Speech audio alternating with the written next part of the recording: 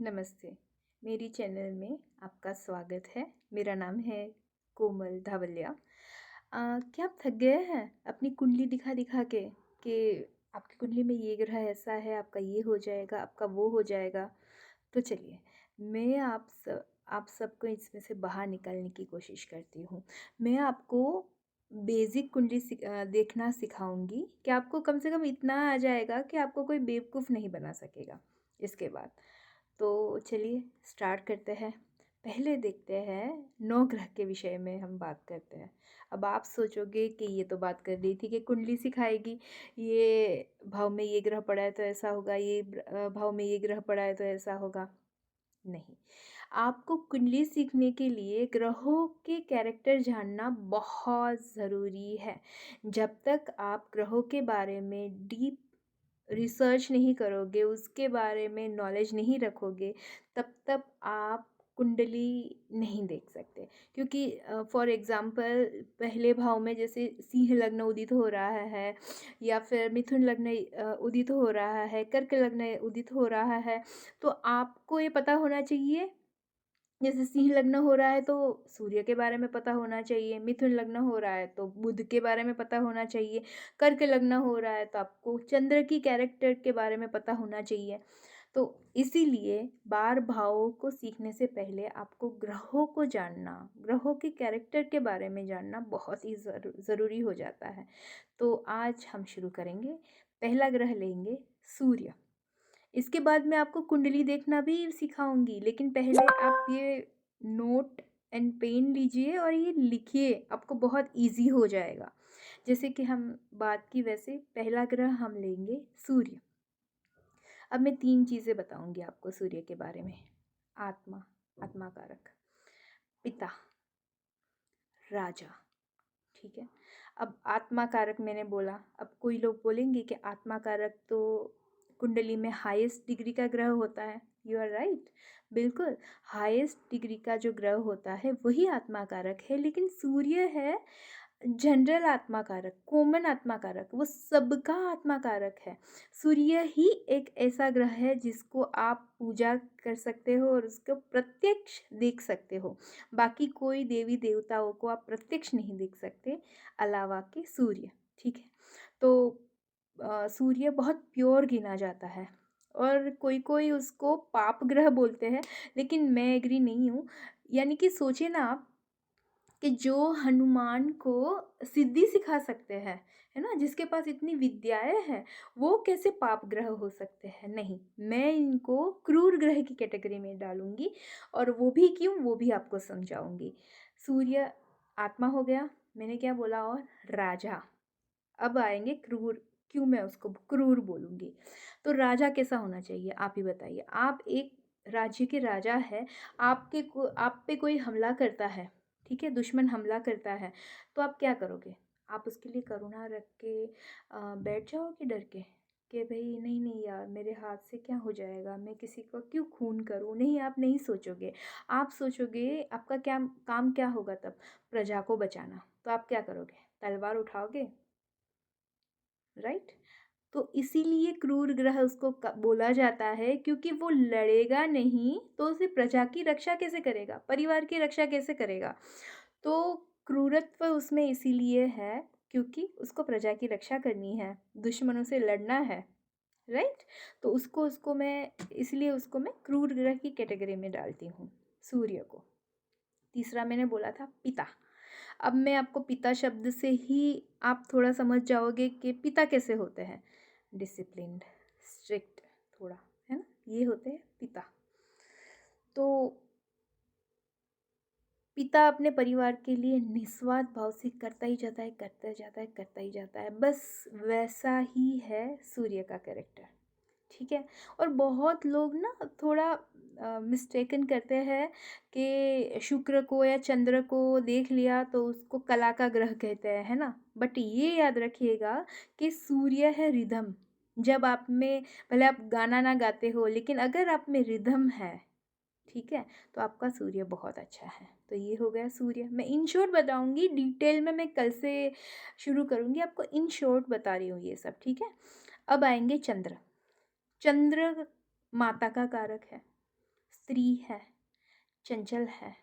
अब सोच लीजिए, सिर्फ मैंने इतना बोला आपको कि चंद्र माता का कारक है, माता है चंद्र, तो कितने सारे आप में विचार आ गए ना। हाँ, आप सही हो।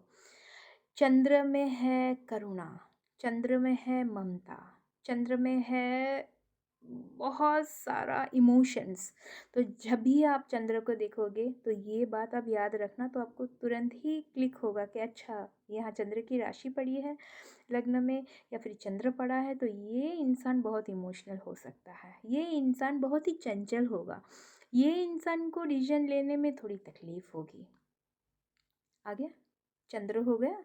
ठीक है, बाकी और भी अब आपके मन में सवाल उठेंगे कि हमने तो सुना है चंद्र की इतनी रानियां हैं, है ना, चंद्र स्त्री कैसे हो गया? स्त्रीत्व ज़्यादा है उसमें, चंद्र पुरुष है लेकिन इसमें स्त्रीत्व ज़्यादा है, इसलिए उसको स्त्री ग्रह की कैटेगरी में डाला गया है। तो हो गया सूर्य, चंद्र, सूर्य है राजा, चंद्र है रानी। देखिए, मैं आपको ये बोल रही हूँ ना, जो आप ये नोट कीजिए, क्योंकि आगे जब सीखते जाएंगे ना आपको ये बहुत काम आएगा। क्योंकि जब शत्रु, मित्र, वो क्षेत्रीय आएंगे ना, तो आप उसको शॉर्ट लिस्ट कर सकते हैं कि चलो ये तो राजा है, रानी है, तो भाई सेनापति है तो ऑब्वियसली उसका मित्र होगा। तो ये सब आपको ग्रुप करने में आपको बहुत ही ईजी हो जाएगा। ठीक है, ये हो गया चंद्र, राजा सूर्य, चंद्र रानी। अब आएंगे मंगल पे। मंगल है सेनापति, मंगल है जुस्सा, जोश, त्वरित निर्णय लेने वाला। मंगल वाला इंसान है ना, वो आप देखोगे उसमें जोश, उसमें साहस, उसमें जुस्सा, उसमें गुस्सा, तुरंत तुरंत सब काम करना। जिमिंग करने वाला जो होता है ना, जो बहुत ज़्यादा एक्सरसाइज करता है, रनिंग करता है, फिट होता है, वो है मंगल वाला इंसान। उसका मंगल बहुत अच्छा होता है कुंडली में। ठीक है, तो ये है मंगल, आगे भी मैं आपको समझाऊंगी। अब आते हैं बुध, प्रिंस, राजकुमार। तो बस उसके कैरेक्टर भी ऐसे है, कम्युनिकेशन, जिसका कम्युनिकेशन बहुत अच्छा है, जिसका मैथ्स बहुत अच्छा है, उसका बुध ज़रूर कुंडली में अच्छा परिणाम दे रहा है। ठीक है, और भी कई सारे उसके कारकत्व है, लेकिन मैं आपको बेसिक ये सिखाती हूँ। बुध है बुद्धि का कारक, और गुरु है विस्डम का। ठीक है, बुध है चालाकी, कम्युनिकेशन।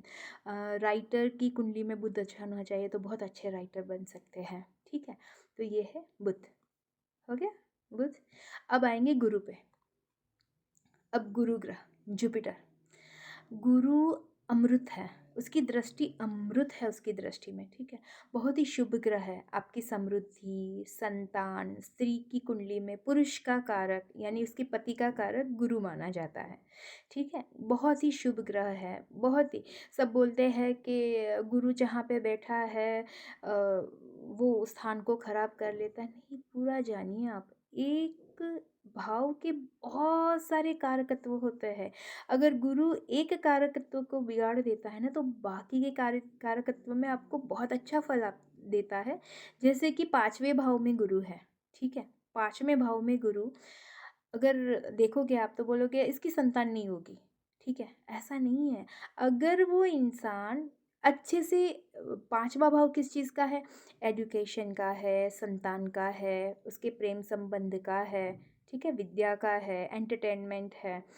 तो अगर ये सब और भी बहुत सारी चीज़ें हैं, अगर ये उसमें से एक भी खराब हो गया ना, तो बाकी के रिजल्ट उसको अच्छे ही देंगे गुरुदेव, खराब नहीं दे सकते। ठीक है, तो ये वहम में मत रहिए क्या कभी कि गुरु अच्छा ही है या खराब है, क्योंकि गुरु अगर मारक बन जाए ना, तो राहु केतु से भी खतरनाक रिजल्ट दे सकता है। ठीक है, तो ये हो गए गुरुदेव। अब आएंगे शुक्र पे। शुक्र को कम मत समझिएगा, जैसे गुरु देवताओं के गुरु है, वैसे ही शुक्र दानवों के गुरु है। लेकिन दानवों के गुरु होने से ऐसा नहीं कि शुक्र खराब है। ठीक है, वो भी बहुत महत्वपूर्ण ग्रह है, उसको सौम्य ग्रह का दर्जा दिया गया है ज्योतिष में। तो ऐसे ही नहीं दिया गया होगा ना कि गुरु को सौम्य ग्रह बोला जाता है, वैसे शुक्र को भी सौम्य ग्रह बोला जाता है। और आजकल मैं रील्स सब देखती हूँ कि भाई ये हो जाएगा, अत्तर लगाइए, ये हो जाएगा। हाँ, शुक्र है समृद्धि का कारण, लग्ज़री का कारण, लेकिन सिर्फ़ लग्ज़री शुक्र से नहीं देखी जाती है, ठीक है? योग भी, आप कितने बड़े योगी हैं, वो भी शुक्र से देख सकते हो आप। पुरुष की कुंडली में स्त्री का कारक शुक्र होता है, ठीक है? और भी बहुत सारे कारकत्व हैं शुक्र को लेके, वो मैं आपको बाद में बताऊँगी, एक-एक का जब बताऊँगी। अब आते हैं शनिदेव पे। शनिदेव के नाम से ही सब डर जाता है। शनि की साढ़े साती, शनि की दशा, है ना? लेकिन शनि से आप तभी डरिए जब आपके कर्म खराब है ना? शनि से ड क्योंकि वो कर्म का देवता है, कर्म का न्यायाधीश है वो, उसको न्यायाधीश बोलते हैं, ठीक है? तो आप शनि से तभी डरिएगा जब आपके कर्म अच्छे नहीं हैं, नहीं तो शनि इतना बुरा रिज़ल्ट नहीं देते हैं। जिसका शनि अच्छा है, वो उसकी ज़िंदगी बना देते हैं, ठीक है? और शनि का कारकत्व में लोग आते हैं जो हमारी घर में बाइयाँ काम करती है या लेबर्स है, वो शनि के कारकत्व में आते हैं, ठीक है। अब आते हैं राहु। राहु क्या है? राहु है इल्यूशन, भ्रम, ठीक है, जो नहीं है उसका आभास होते रहना, भ्रम। जैसे कि मैं तो ये कर लूँगा, मैंने तो ऐसा किया है, जो बड़ी-बड़ी डींगे हाँकने वाले लोग का राहु खराब होता है, और जो बहुत ही चालाक है, शातिर लोग हैं, उसका राहु बहुत अच्छा रिज़ल्ट दे रहा है, ठीक है। अब आते हैं केतु पे। केतु है जिसको बोलते हैं ना धर्म, आध्यात्म का कारक। अगर आप आध्यात्मिक हो तो केतु आपका अच्छा है। अब आप सोचोगे ना कि राहु केतु तो एक है यार। आपने स्टोरी सुनी होगी कि धड़ अलग हो गया, फिर सर अलग हो गया, तो सर राहु हो गया, केतु धड़ हो गया, तो ये अलग कैसे हो सकते हैं? उसका भी रीज़न आपको मैं बताऊंगी, ठीक है? लेकिन अभी के लिए आप इतना याद रखिए। अब वापस कल मिलेंगे, तब तक के लिए जय श्री कृष्ण, ओम नमः शिवाय, जय Ambe. Bye bye, thank you.